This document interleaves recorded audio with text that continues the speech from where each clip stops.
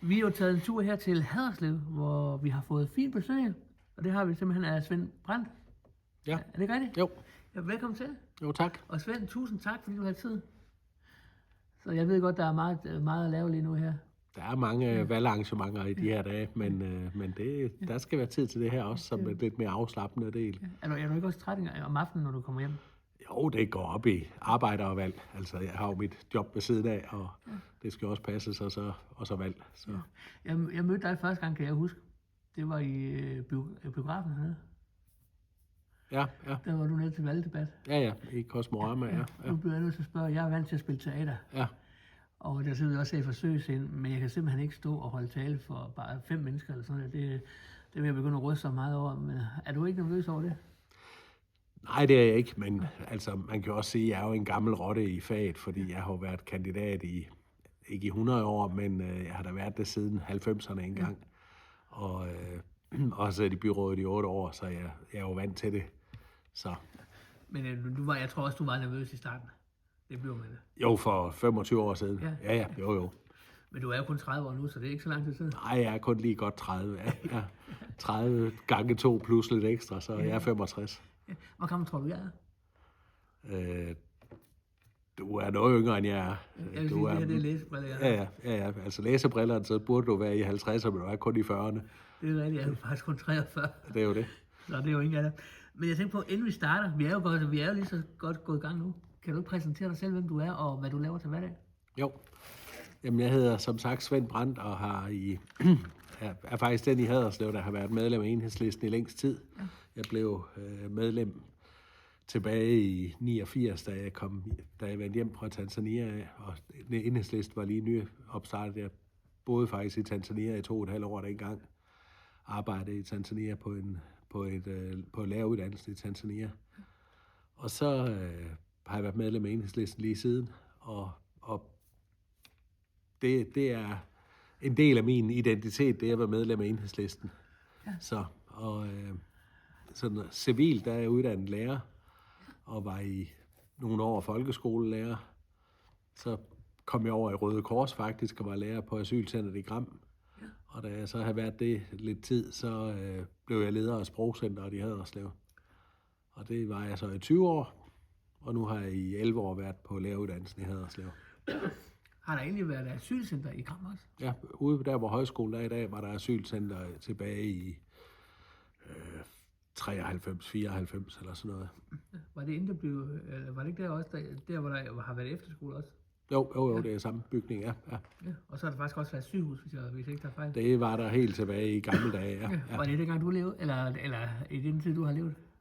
Jeg kan ikke huske sygehuset, så jeg vil tro, det er før at jeg flyttede til Haderslev i 81. Ja. Så jeg er ikke opvokset i Haderslev. Fordi der er nede ved det gamle sygehus, som ikke er der mere, som er ved at blive lavet om. Der er faktisk nogen, der siger, også jeg har snakket med, de siger, at de blev født på det gamle sygehus. Men så spørger jeg ind til, om det er det gamle der er ved at... Der er nogen, der har købt det. Men så siger de også, at det er den anden sygehus. Nå, men du spurgte til sygehus til mit arbejde på asylcentret i Gram. Ja. Det er et gammelt sygehus. Ja. Og der har der været sygehus til, jeg vil tro, sidst i 70'erne, midt i 80'erne måske. Ja. Og der begyndte jeg så at arbejde i 93, tror jeg. Men det gamle sygehus i Haderslev, hvor også et af mine børn er født, det er jo først lukket for 20 år siden, eller sådan noget, 15 år siden. Ja, og det er ikke det gamle, eller det stod høje, vel? Jo, det er højhuset, det er høje. Det er jo lukket i 13, kan jeg huske. Ja, det er jo så også 12 år siden, ja. Men så er der også nogen, der siger, at der skulle være en anden et gammelt sygehus mere. Nå, men der har jo været... Inde i byen har der jo været et sygehus. Ved du, hvor henter det? Ja, altså ved krydset der ved Omfartsvejen og så Ribe Landevej. Ja. Der ligger der nogle store hvide bygninger, der har været et sygehus. Var det stort, eller? Nej, det tror jeg ikke. Nej. Så jeg er født i Esbjerg, så jeg ved det faktisk, men jeg synes, det er spændende at høre om nogle gange. Men der har også været, på Christiansfeldvej har der også været et sygehus. Hold da. Så. Det kan være, jeg skal prøve at google det. Altså jeg er ikke ret godt hjemme i historien der, men jeg mener, der har været de 2 sygehus i Haderslev by. Ja. Vi sidder jo hernede ved forsøgsenden lige nu her, og der er faktisk lidt rodet hernede. Er det første gang, du er her? Nej, jeg har været til flere forestillinger. Ja. Hvad synes du om stedet og forestillingen? Jamen, jeg synes, det er et dejligt sted at komme. Jeg var også nede og se Haderslev Revy her for, det en 3 uger siden. Ja. Og jeg synes egentlig, at jeg kan godt lide, at vi har forsøgsscenen, fordi den kobler mange af de ting, som Haderslev er god til, og det er den der kombination af teater og kultur og frivillige arbejde og frivillighed og sådan noget. Altså, jeg synes faktisk, det er et godt koncept, ja. og de ildsjæle, der er bag, de gør virkelig en stor indsats, eller I gør en stor indsats, ja. Og jeg synes, det er spændende. Ja. Og det mest rørende, nu er jeg med i bestyrelsen også, i den tid, jeg har været med, jeg har været her siden 2018. Ja. Du kender godt sådan noget som Parasollen, og sådan noget der. De inviterer faktisk ned til en generalforråd, kvit og frit, så de kan komme ned og se det. Ja. Og det bliver man simpelthen så glad af, når man kan se på dem, hvor glade de bliver. Mm. Og der står faktisk i mit papir her, du bor i Haderslev. Ja. Hvad hedder det? Men du er ikke født i Haderslev? Nej, jeg er født i... Nu bliver det så. Jeg er født i Østjylland og opvokset i Østjylland. Altså, jeg er født inden for 20-15 kilometer nord for Skanderborg og opvokset 5 kilometer nord for Skanderborg. Ja. Hvordan kom du så helt hernede? Jamen, da jeg tænkte, nu skulle jeg til at finde en læreruddannelse, så tænkte jeg, hvor skal jeg tage hen? Og så undersøgte jeg jo, hvilke undervisningsfag man kunne få på de forskellige læreruddannelser i Danmark, og så Haderslev, der kunne man få de fag, jeg gerne ville have. Og så valgte jeg at søge ind i Haderslev, også fordi jeg tænkte, at jeg havde været ude at have mit sabbatår og været ude at rejse, var ude at rejse blandt andet i Tanzania, så tænkte jeg, at jeg skulle mod syd, fordi jeg opvoksede i Skanderborg, så mod syd, fordi jeg havde en bror, som jeg var en del sammen med, eller har en bror, som jeg var en del sammen med, der bor på Als.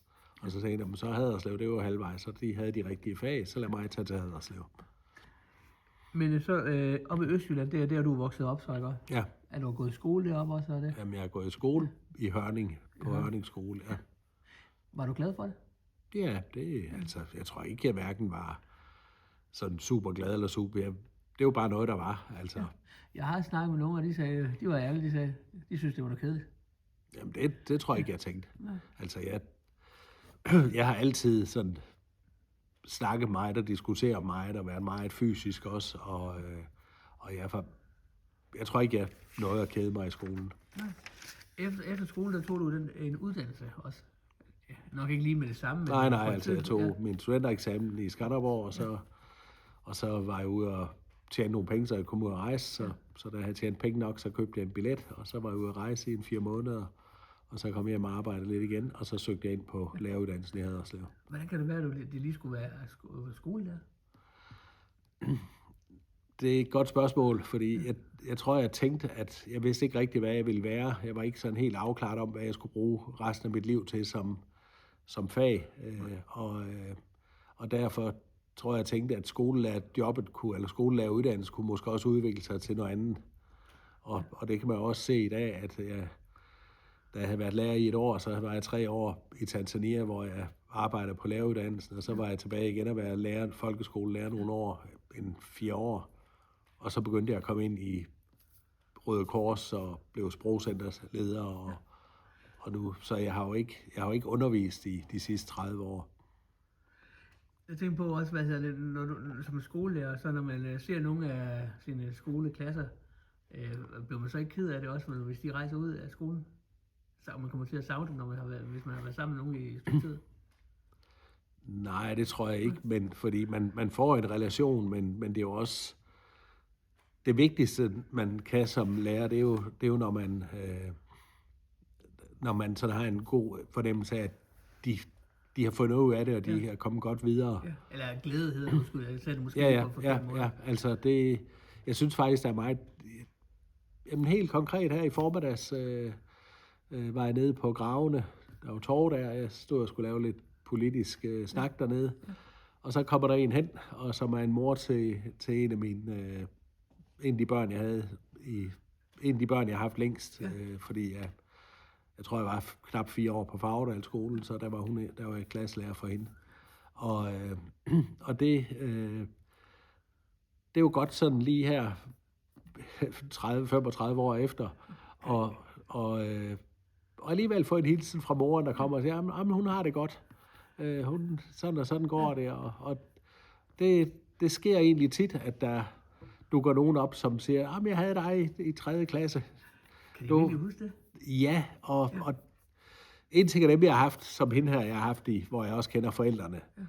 Men jeg har jo også, det første år, jeg var lærer, var jeg på Sankt Severin, og der havde jeg rigtig mange klasser, fordi udover jeg havde et fast schema, havde jeg også nogle vikartimer på skolen, og der kommer rigtig mange hen og siger, kan du huske, du havde mig i 3. klasse på Sankt Severin? Og dem kniber det mere med at huske, fordi så har jeg måske haft dem i 2 måneder til et fag, altså fordi jeg har været inde som vikar, fordi der har været en lærersyg i en længere periode. Men man kan jo så også sige, at hvis man har haft mange børn, så er det også svært nogle gange at huske dem alle sammen. Jo, men det er lidt sjovt det der, at en ting af dem, der har haft et egentligt forløb med, men der kommer faktisk også jævnligt nogen og siger, kan du huske mig fra dengang? Ja. Jeg har lige nu hen, når du siger at snakke om skole, jeg vidste faktisk ikke, du var skolelærer. Jo, jeg er uddannet skolelærer fra Haderslev. Ja. Men nu har jeg lige et spørgsmål, det kan måske gå lidt ind i politik, men det håber jeg, det er ikke meningen her. Jeg håber ikke, det gør noget vel. Ja, med til. Hvis du kan, og hvis du ikke kan, så sletter vi det bare. Det er fordi, jeg har for eksempel en familie, en nevø på, da han var 14 år, der begyndte han at tage stoffer af det. Ja. Og han blev bortfjernet nu, fordi han er 16 år, og han er så set ligeglad. Kan man så bare som skolen, kan de gå ind og gøre et eller andet, så det ikke sker sådan noget med, at de kommer ud sådan noget skidt også? Ved du noget om det? Jamen, der er jo mange ting omkring det her med, hvad er det, der er årsag til, at børn eller unge får det skidt, eller begynder at gøre noget dumt. Og noget kan man jo, en bedre børnehave kunne måske have forhindret det, eller en bedre skole kunne måske have forhindret det. Ja. Bedre arbejde med klasserelationerne i klassen kunne måske have forhindret det. Måske er det noget, der sker i hjemmet, der har været så hård en belastning, at han har valgt at træffe nogle dumme valg. Ja.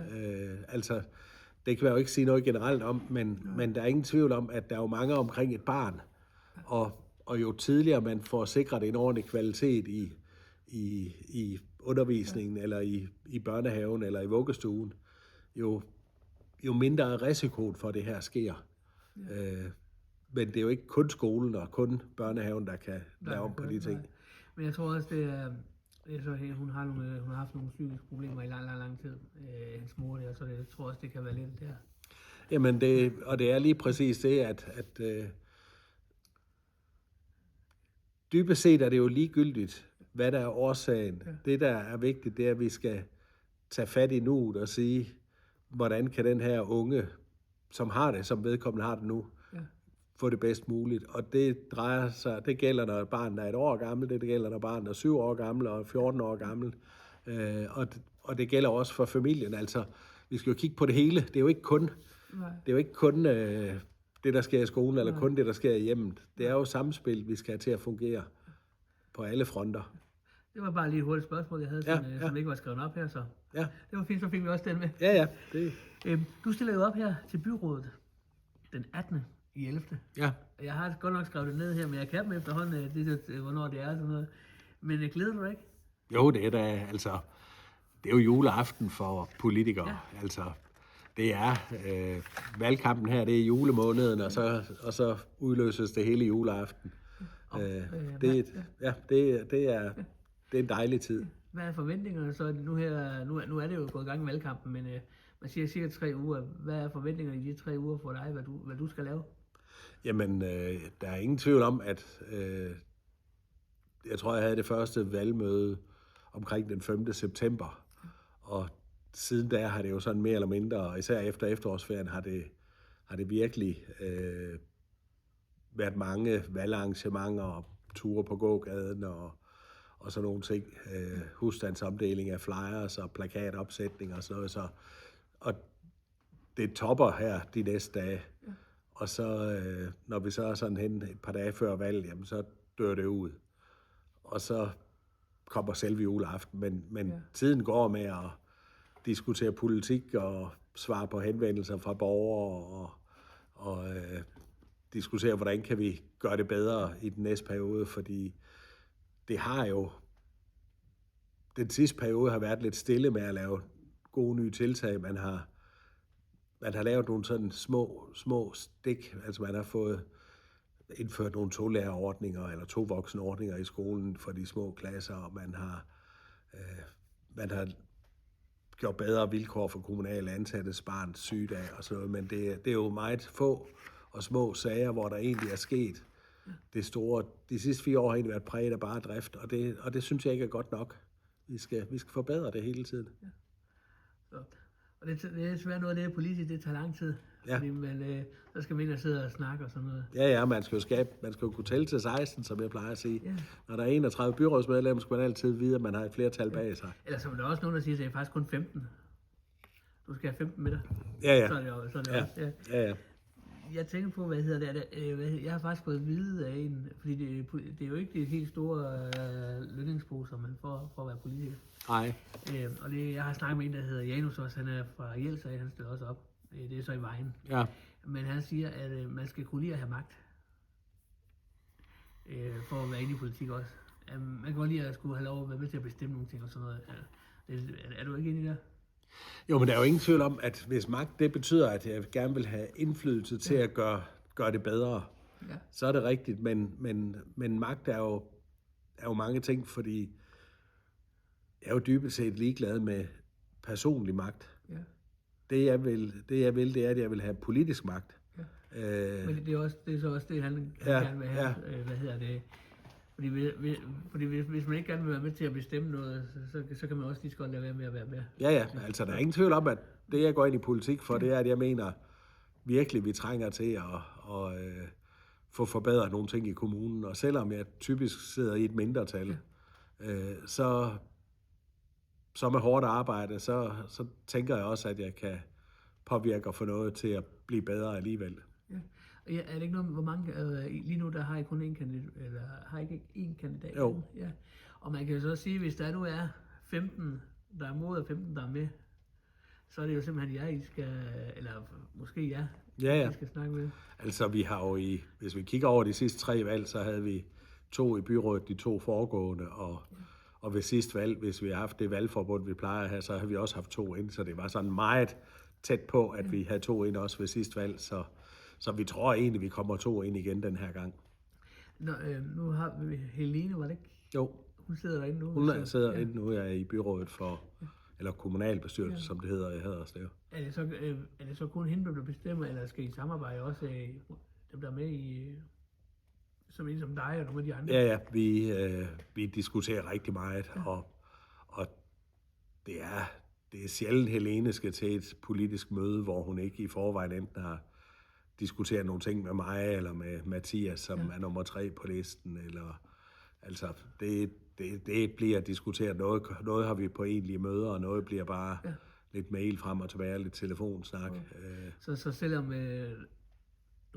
nu nævner vi lige Helene, selvom hun sidder derinde, som frontfigur for jer, så er I også med til at lige at finde ud af, hvad der skal ske og sådan noget? Vi diskuterer rigtig meget, hvad der skal ske, super. Så man kan så sige, at det er jo et samarbejde, der har hele tiden. Altså hvis man kigger på vores valgplakat, så har vi jo 3 personer på den. Lidt for at sige, at vi er et fællesskab, og at, som vi siger, fællesskab fungerer, men det er jo også for at signalere, at selvom der kun kommer 1 ind, eller selvom der kun kommer 2 ind, så har vi mindst 3, der garanterer, at de næste 4 år, der bakker vi op om det, der sker, og med til at læse på lektien og finde ud af, hvad der skal til. Jeg kan også huske, der var en, jeg snakkede med, jeg har faktisk snakket med mange, jeg tror de første 40-50 stykker. Der var faktisk også en, der, fordi, byrådet og så op på Christiansborg, det er noget helt andet. Ja. Og han sagde til mig, og jeg kan bare ikke huske, hvad han hedder, men jeg kan huske, hvad han sagde. Det fedeste ved at sidde inde i byrådet, det er ikke så meget, der siger ja imod. Det fedeste, det er, hvis man kunne få hele holdet til at sige ja. Ja. Det vil være ultimativt. Har du ikke det sådan også? Jo, og jo flere man kan få med på at sige ja til noget, jo større er chancen for, at det også bliver virkelighed, også om 5 år, når der har været valg næste gang. Ja. Og nu er det noget sådan, jeg må gerne indrømme, jeg har aldrig faktisk ikke interesseret mig så meget for politik, før jeg begyndte at interviewe jer jo. Så har jeg lært mange ting. Sker det, at det alle sammen har sagt ja til noget også? Jamen, jeg tror da til 90% af de ting, der vedtages i byrådssalen, er enstemmigt. Ja.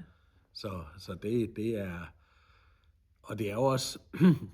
altså, nu har man her i pressen hørt meget om Hjørring byrådet og om Randers byrådet. I Hjørring har de sat vagter på, ikke for at holde tilskuerne væk fra byrådsmedlemmerne, for at kan adskille byrådsmedlemmer, hvis de kommer op og slås. Er det? Ja, og i Randers har de jo haft tradition for at skændes og ikke lave politik sammen. Og der er det jo anderledes i Haderslev, fordi vi snakker ret godt sammen på tværs af partierne, men har jo også respekt for, at der er nogen, der mener noget andet. Ja. Og sådan skal det også være. Ja, fordi det er jo en forhandling, det hele.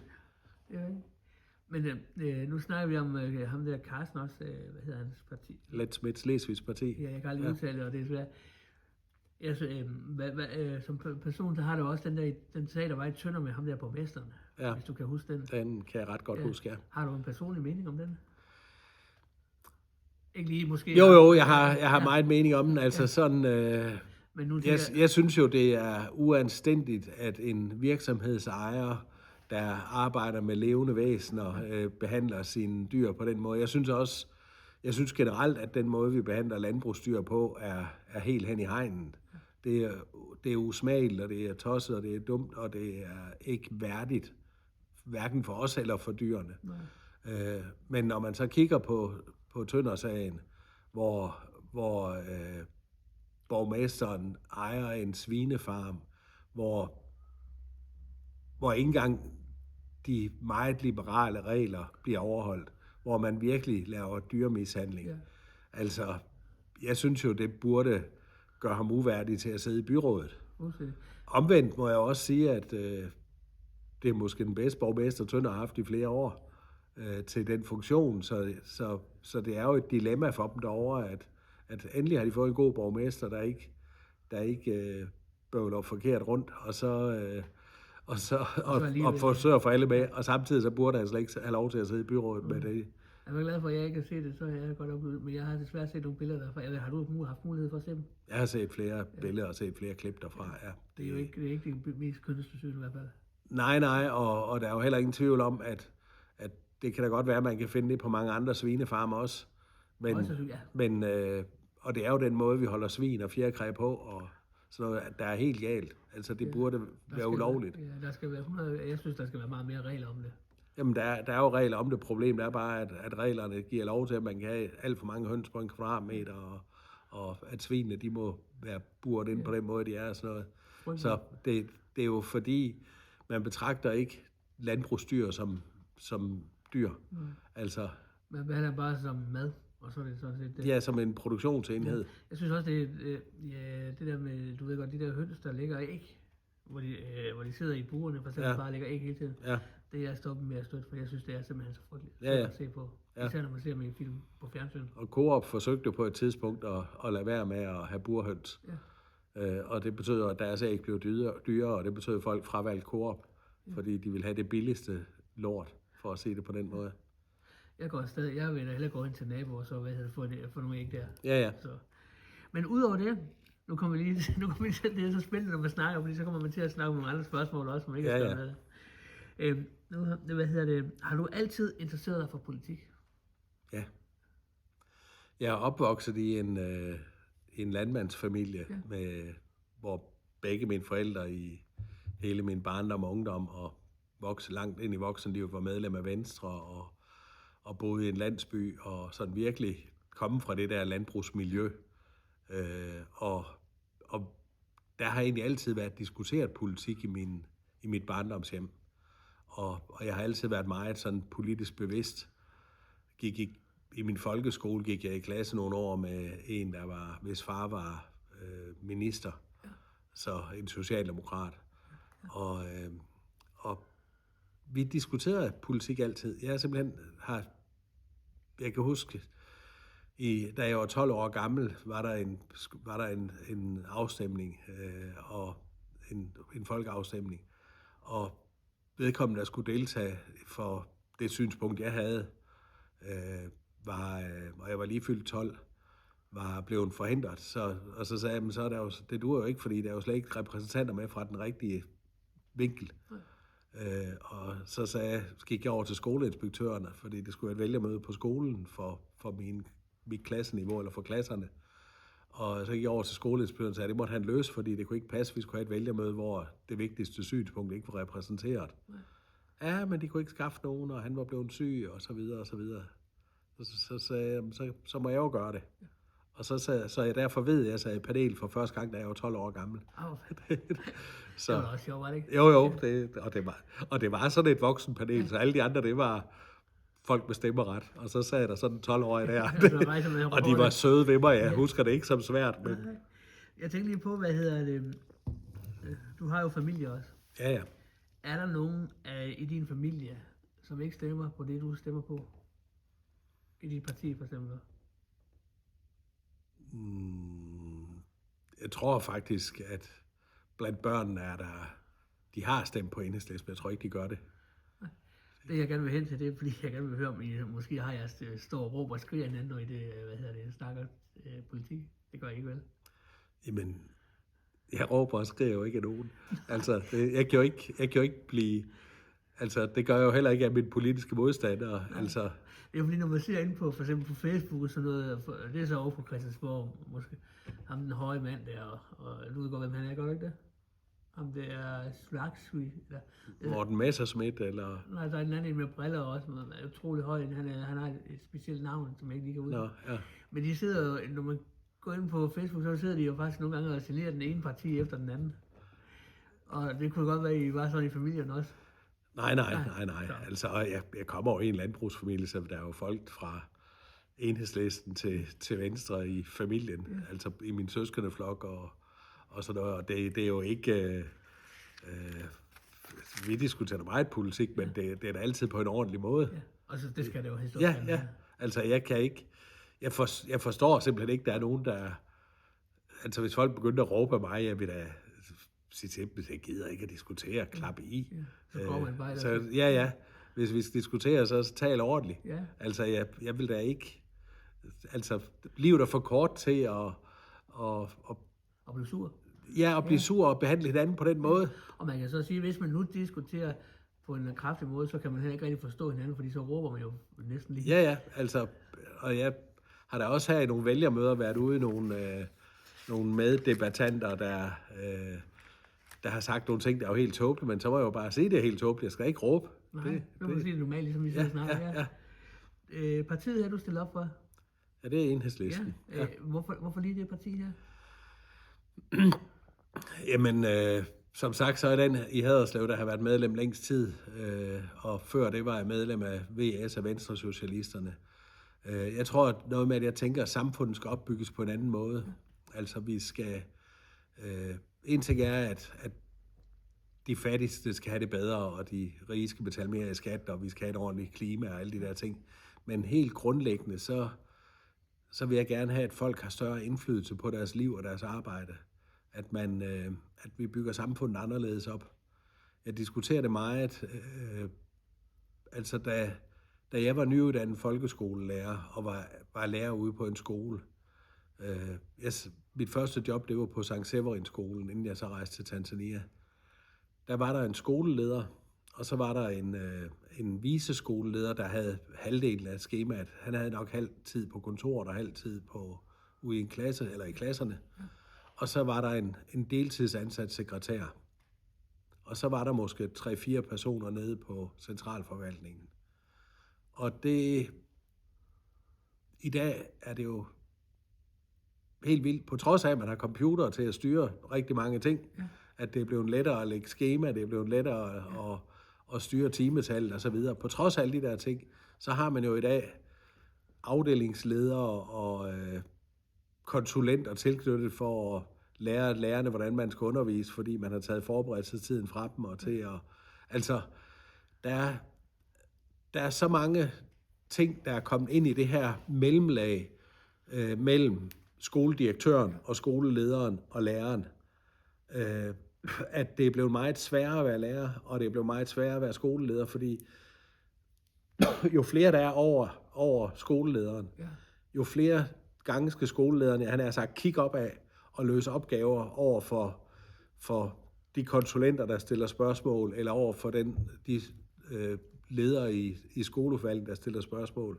Og jo mere fokus skolelederen har på den slags ting opad, jo mindre fokus har skolelederen på at være med til at supervisere og supporte og spare med lærerne omkring det, der er svært ude i klasserne. Og det betyder, at vi har simpelthen fået flyttet fokus et forkert sted hen. Vi får mindre fokus på kvalitet i undervisningen, og vi får mindre fokus på de ting, og lærerne har fået mindre tid til forberedelse, og lederne har ikke tid til at være ledere for dem, de er ledere for, fordi de skal tilgodese nogle krav fra nogle konsulenter, der sidder højere oppe i systemet, eller nogle direktører. Det lyder mere meget altså også med skole, som om det er meget forvirrende. Jeg ved ikke, om det er forvirrende, men det er problemet er lidt, at den faglighed, man som lærer er uddannet til, det er at undervise. Ja. Og det, man har brug for som underviser, det er at have nogen at spare med og diskutere med, hvordan kan man gøre det her bedre. Jeg havde et problem med Søren Peter inde i klassen i dag, sådan, hvordan kan jeg gøre det her bedre? Ja. Og den sparring kan man i hvert fald ikke fra sin leder i dag, fordi lederen er jo en, der kigger opad mod at tilfredsstille nogle undersøgelser, der skal laves, eller nogle udviklingsprojekter, der skal i gang. Så problemet er jo lidt, at hvor man for 40 år siden, da jeg var nyuddannet lærer, havde en skole, hvor man havde en forventning om, at den enkelte lærer var faglig og dygtig, og kunne sammen med sine kolleger og med sparring fra skolelederen sikre at levere en ordentlig undervisning. Så er der rigtig mange ting, der er centraliseret i dag. Og så har man et konsulentkorps, der skal til at hjælpe dem med at blive dygtigere. Nej, det er ikke et konsulentkorps, der skal det er ledelsen, der skal det. Og det er kollegerne, der skal det sammen. Nu glemte jeg også lige at spørge dig, fordi nu har vi snakket meget også skole førhen. Du er skolelærer. Jeg er uddannet skolelærer, ja. Hvad synes du egentlig, der var mest spændende at arbejde med som skolelærer? Om du havde nogle favoritter? Jamen, det havde jeg. Jeg startede som skolelærer, da jeg var nyuddannet, og så var jeg det i et års tid, og så var jeg ude og arbejde i Tanzania der på læreruddannelsen. Så kom jeg tilbage og blev skolelærer. Og da jeg så havde været tilbage nogle få måneder, så blev jeg faktisk formand for lærerrådet på skolen. Og årsagen til at forlade folkeskolen, det er jo faktisk ikke, fordi jeg ikke kunne lide at være i klassen, fordi jeg synes faktisk, det er utroligt lækkert at have undervisning i klassen, og nød det der med at have undervisning. Men jeg begyndte som mødeleder for pædagogisk råd, som det kom til at hedde dengang, at bruge mere og mere tid på udvalgsarbejde og den slags ting. Og pludselig kunne jeg mærke efter nogle år, at jeg synes, at jeg brugte mere energi og mere sådan tænkning på det, og det var mere interessant, end det var at være ude i klassen. Og så søgte jeg et andet job, fordi jeg tænkte, det nytter ikke, at jeg sidder og er penge for nogen, og er formand eller leder, eller hvad det nu hedder, for en lærergruppe. Samtidig med, at jeg synes, at det er mere interessant at være leder, end det er at være lærer. Så giver det heller ikke mening. Nej, så jeg valgte egentlig at sige, så skulle jeg et andet sted hen. Jeg skulle gøre noget andet. Ja. Og det var så at komme over i flygtningearbejde med at være lærer ved Røde Kors. Ja. Og det med flygtningearbejde, det er også dejligt arbejde at hjælpe andre. Ja. Må man sige. Det gør man jo også som lærer. Ja. Og det gør man også i det job, jeg har nu, hvor jeg er studiekoordinator på læreruddannelsen. Ja. At jeg har jo rigtig mange studerende inden forbi mit kontor til en snak om forskellige ting i livet. Det er dejligt. Ja. Jeg tænker, du stiller op, og det er jo simpelthen ikke første gang, du stiller op. Nej, hvor mange gange har du stillet op? Og det har jeg ikke talt på. Jeg tror, jeg stillede op første gang i starten af 90'erne, og så har jeg stillet op til kommunalvalg hver gang siden. Ja. Og du har været inde i byrådet før? Jamen, jeg har haft 8 år i byrådet, ja. Og det er du stadigvæk, eller? Nej. De sidste 4 år har jeg ikke siddet i byrådet. Nej. Der fik Helene posten. Ja. Og hun er god til det også, er hun ikke det? Det er jo svært at indrømme, men jeg tror faktisk til rigtig mange ting, at hun bedre end jeg er. Ja. Altså, hun er god til at lave de sådan mere interne ting. Hendes styrke ligger virkelig i at få forhandlet tingene på plads, og få kigget på tværs, og lave en masse gode forlig, hvor min styrke var måske mere også at få sat fokus på der, hvor vi er uenige. Ja. Så der er meget forskel på os, og derfor er vi et rigtig godt makkerpar, fordi, og derfor håber jeg også, at vi får en periode nu her på 4 år, hvor vi begge to sidder i byrådet. Ja. Og man kan så også sige, jeg tror også, hvis jeg skulle spurgte Helene hvad du er god til, så vil der også være nogle rigtig mange ting, du er god til, som Helene hun ikke er god til. Og det vil det altid være. Ja, altså. Det... Nå, nu er jeg lige nysgerrig. Nu har du er ude med byen, ude og snakke med folk og sådan noget. Ja. Har du haft mange slikposer med til børn, eller små slik? Så mange. 0? Ja. Ja, jeg troede alle partier havde en helt kilo eller 2 kilo med, hvor de lokkede med. Nej. Vi har hverken haft balloner eller slikposer med, eller sådan noget. Nej. Vi har en flyer, vi deler ud, og det er det. Ja, det er da fint. Ja. Altså, jeg tænker lige på, at alle de plakater også, der hænger rundt omkring. Ja. Inde i, ikke kun her i Haderslev, men over det hele. Ja. Men det er egentlig, nu har jeg været ude, og jeg kører meget på knaller, og jeg regner også med dem, der kører bil, de kører bil. Men nu prøver jeg at se, om jeg kunne koncentrere mig lidt om, at jeg kørte op og arbejde i Røde Kors til morgen, for at se jeres plakater. Men jeg kan næsten ikke engang se dem. Hvad hedder det? Er der ikke nogen, der overvejer måske, at man skal gøre det på en anden måde? Eller sådan noget? Jo. Altså, især fra Enhedslisten diskuteres der løbende, om vi skal have plakater, og hvor mange, og hvordan, og jeg tror, sammen med Alternativet er vi nok dem, der har færrest plakater. Ja. Det der problematikken er 2 ting. Den ene ting, det er det forskningen siger, det er, at valgplakater virker til at skabe stemninger for forøget stemmeprocenten. Ja. Og valgplakater virker også især inden for partierne til at afgøre, om det er Søren eller Peter eller Josefine, der får mandatet. Ja. Så på den led har valgplakater en effekt, og man er bange for, at ved at afskaffe dem, at man så simpelthen får lavere valgdeltagelse, og så er det mere de i forvejen kendte politikere, der får større chance for at blive i byrådet end nye for at komme ind. Ja, jeg tror bare, det er efter min personlige mening. Jeg tror mere, det er mere sociale medier som Facebook og sådan noget, der kommer, og så folder i postkassen. Ja. Og så nede i byen, hvor I snakker. Jeg tror faktisk, det er det, der mest rykker. Jeg tror, jeg ved jo, hvor mange plakater vi har fået lavet, eller hvor mange vi har sat op i år. Og udover de 2 rækker, hvor der står Enhedslisten, der hænger på en bro ud over omfartsvejen, så har vi sat 110 plakater op. Det var ikke slemt, Ilde. Nej, det er alt, hvad vi har gjort. Ja. Og jeg ved, at der er enkelte kandidater på højrefløjen, der har sat 2.000 plakater op, bare for én person. 2.000. Hold da fast. Så jeg ved i hvert fald en, der har sagt det, og nu vil jeg så ikke afsløre, hvem det er. Men så, og når man så tænker på resten fra det parti, så er der måske brugt 10.000 plakater for et parti. Det er helt vildt. Og det er ikke engang et stort parti. Nej. Altså, jeg har en fornemmelse af, hvem det er, men det skal vi helst ikke sige her. Nej. Men det er jo helt vildt. Det er helt vildt. Altså, jeg tror, at Alternativet måske endda har færre end os. Og vi har de der 110 plus de 2 rækker bogstaver. Så det er jo så 20. Vi har så 130, ja. Jeg har også snakket med en hernede. Han sagde, at han kun havde 25 plakater.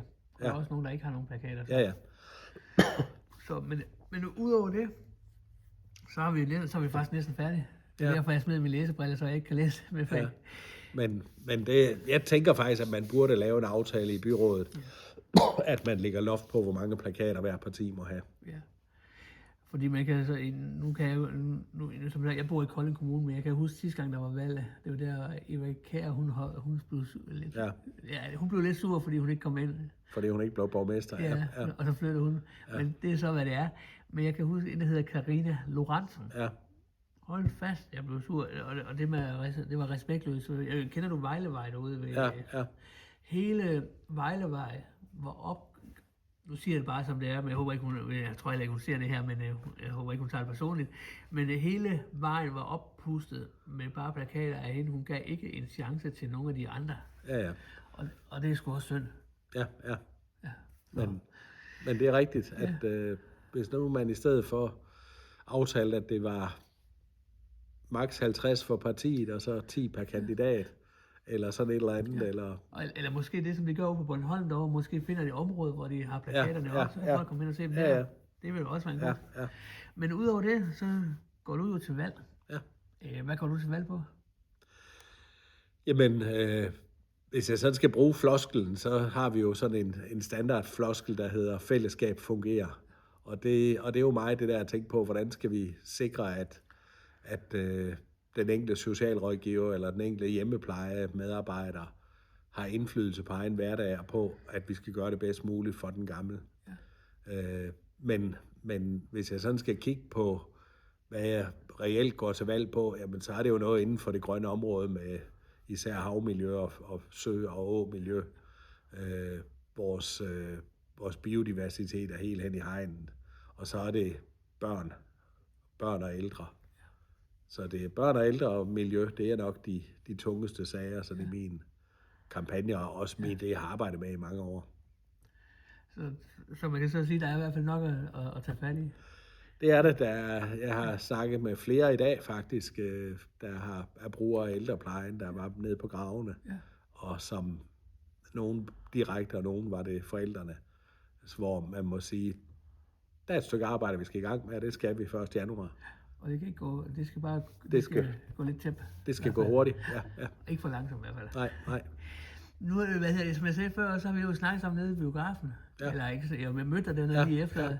Men har det ikke været dejligt, at jeg egentlig ikke blev forstyrret i at snakke? Fordi jeg kan huske, at der var en mand dernede, hvor I alle sammen var på panel, og så fik I kun lov at snakke lidt, og så kom man hen og sagde, at I ikke måtte snakke mere. Ja. Men jo, men det er jo også en del af gamen. Ja, og så bliver det også en del af gamen at få lov til at få lidt ekstra taletid til at komme med nogle ekstra pointer og sådan noget. Så det. Jeg har simpelthen kun et enkelt spørgsmål tilbage. Det er nok det sværeste spørgsmål, som du nogensinde er blevet spurgt om i dag. Ja. Den 18.11. der skal du op og stemme. Ja. Hvem skal du stemme på? Jamen, egentlig er det ikke afgørende for mig, hvem jeg stemmer på, fordi vi er 3 i toppen. Ja. Mig selv og Helene og Mathias som nummer 3. Men vi kan også bare spørge om partiet, det er også det. Nå, partiet er jo ingen tvivl. Jeg kan ikke stemme på enten Enhedslisten. Men jeg har da gået og overvejet, skal jeg give Mathias en stemme, eller skal jeg stemme på mig selv, eller skal jeg stemme på Helene? Ja. Så det må være en af de 3, du skal vælge. Det er der ingen tvivl om, og jeg tror, jeg stemmer på mig selv, men det... Ja, det gør du også. Det tror jeg, Men hvad hedder I egentlig nu her, når folk skal ned og stemme, og forhåbentlig stemmer de på jer? Hvad hedder du på listen? Jeg hedder Svend Brandt. Ja. Og hvad hedder det? Der er jo det, der hedder A og alt det der. Ja, der er Enhedslisten hedder Ø. Ja. Og det vil sige, man skal helt ned i bunden af listen, og der står jeg så som nummer 1 ved Enhedslisten. Ja. Svend, tusind tak, fordi du gad være med. Det har været en kæmpe fornøjelse. Selv tak.